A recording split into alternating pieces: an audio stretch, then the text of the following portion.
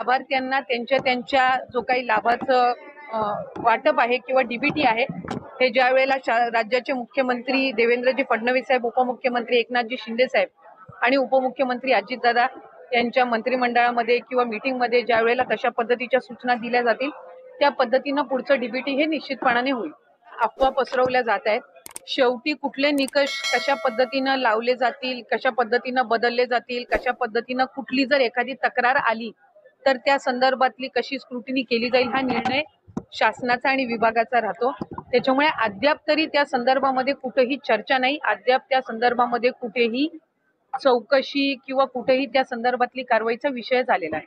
एका घरातल्या 2 बायकांनाच फक्त लाभ मिळू शकतो अशा संदर्भातला नियमही नाहीये. आपण जर GR मध्ये बघितलं तर 2.5 लाखापेक्षा कमी उत्पन्न असणारे, रेशन कार्ड त्यांचं पिवळं किंवा केशरी किंवा उत्पन्नाचा दाखला असणारे अशी सगळी स्क्रुटिनी होऊन आम्ही सुरुवातीपासून एक गोष्ट म्हणत आलो की 2.5 कोटीपर्यंत लाभार्थी हे मॅक्सिमम असू शकतात आणि त्या पद्धतीने जी काही योग्य ती घोषणा आहे ती केली जाईल.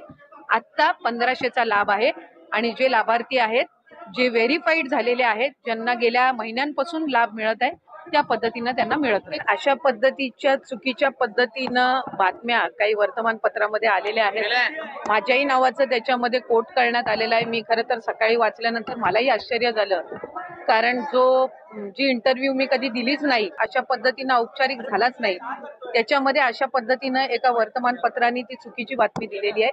लाडकी बहीण योजना अतिशय बारकाईनं आम्ही राबवलेली आहे. साधारणपणे 2,40,00,000 पेक्षा अधिक महिलांपर्यंत आज ह्या योजनेचा लाभ पोहोचत आहे आणि ही योजना सुरू झाल्यापासून त्याची चांगल्या पद्धतीनं स्क्रुटिनी करणं, 2.5 लाखापेक्षा कमी उत्पन्न असणारे, 1 लाखापेक्षा कमी उत्पन्न असणाऱ्या माता भगिनींचे फॉर्म भरून घेणं, ते ऑनलाईन करणं, आधार सीडिंग करणं, अशा पद्धतीनं ते केलं गेलेलं आहे.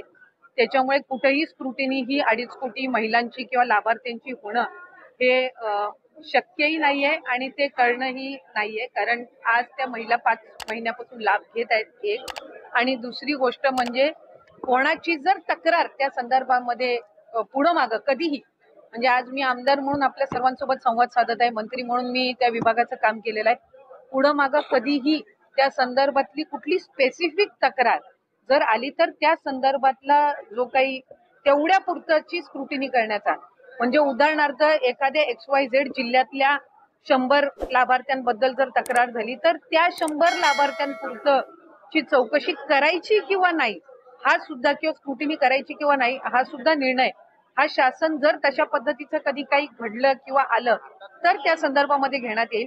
कुठेही स्क्रुटिनीचा विषय येत नाही.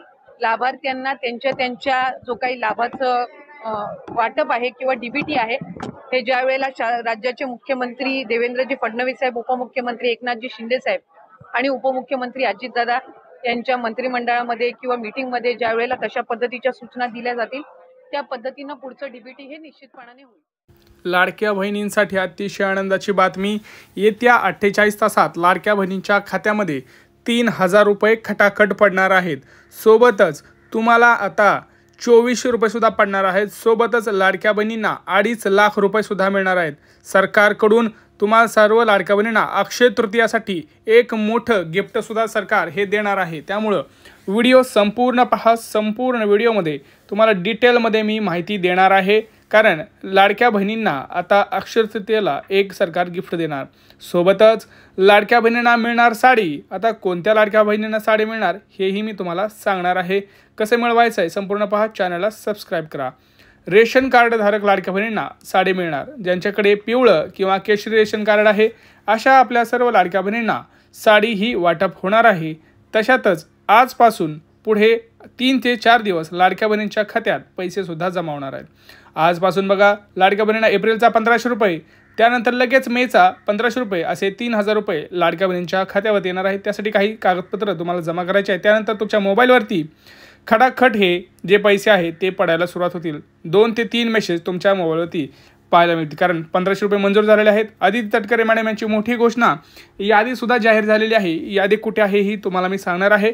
उपमुख्यमंत्री एकनाथ शिंदे यांची सुद्धा इथं मोठी घोषणा लाडक्या बहिणींसाठी दिलेली आहे.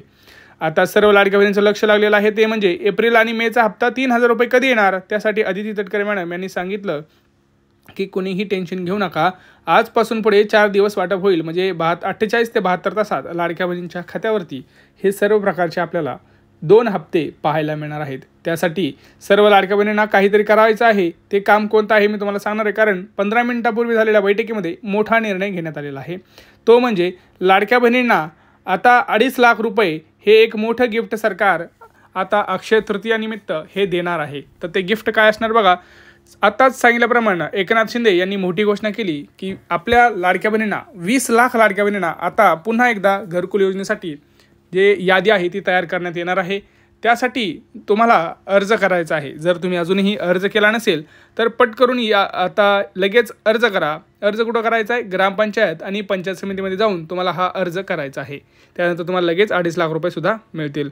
परंतु ह्या काही 6 कारणामुळे लाडक्या बहिणींना तिथं साडी पण मिळणार नाही आणि कुठल्याही योजनेचा लाभ देखील इथं मिळणार नाही. त्यामुळं लाडक्या बहिणींनो काय करायचं आहे मी तुम्हाला सांगतो. त्यासाठी लाडक्या बहिणींसाठी स्वतः अदिती तटकरे यांनी महत्त्वाची अपडेट दिलेली आहे. महत्त्वाची त्यांनी स्वतः गोष्ट केलेली आहे की कुणीही घाबरू नका, कुणीही टेन्शन घ्यायची गरज नाही, कारण आम्ही सुरुवात केलेली आहे. आता कोणीही तुम्हाला अडवू शकत नाही. त्यामुळे प्रॉब्लेम करायची काहीच गोष्ट नाही. कोणत्या जिल्ह्यापासून सुरुवात होणार बघा. पुणे, रायगड, सातारा, सांगली, ठाणे, नाशिक, धुळे, जालना, अमरावती, सोलापूर, लातूर, पुढे धाराशिव, छत्रपती संभाजीनगर, हिंगोली, रत्नागिरी, परत आपलं जर खाली आलो थोडंसं तर अशा सगळ्या महत्त्वाच्या जिल्ह्यांमध्ये आजपासून वाटप सुरू. आताच झालेल्या बैठकीमध्ये मोठा निर्णय घेण्यात आला की ज्या लाडक्या बहिणींना अजूनही मागचे हप्ते आलेले नाहीत किंवा गॅस सिलेंडरचे पैसे आलेले नाहीत अशा सर्व लाडक्या बहिणींना हे पैसे आपण वाटप करायचं. कारण आपल्याला माहिती आहे की ज्या लाडक्या बहिणींमुळेच हे सरकार निवडून आलं आहे त्या लाडक्या बहिणींना आता सरकार किती रुपये देणार, तर काही लाडक्या बहिणींना 3,000, काही लाडक्या बहिणींना 0 रुपये मिळणार, काही लाडक्या बहिणींना फक्त 1,500 मिळणार आणि काही लाडक्या बहिणींना 2,400 रुपये सोबत 2.5 लाख रुपयेसुद्धा मिळणार. आता ते कोणत्या बँकेत येणार सांगतो तुम्हाला.